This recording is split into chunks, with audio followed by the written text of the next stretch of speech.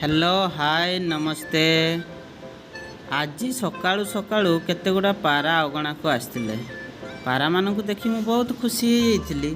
तापरे तांको किछि खाइबा पई देइथिली। तापरे मोबाइल ले टिके रील्स देखु देखु छतु देखिली। मु कहली जाय आम बाडरे तो फुटंती बाड़ी आडे जे देखि आसीबी। जाई देखिला बेलकु छतु गुडी को छोट छोट ही फुटिछंती। मते देखि देखि ये भी आमर पछे पछे आसुची।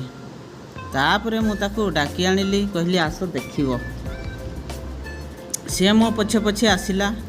आ मु ताकू जेतेबेले छतु फुटी थिवार देखई देली बापरे सी तो पूरा खुशी हो गला।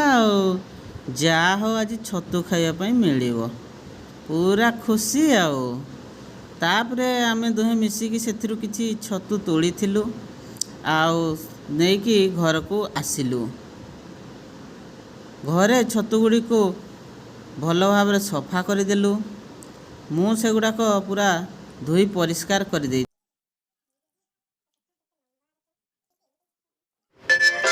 मते तो छतु खाइबा बहुत भल लगे।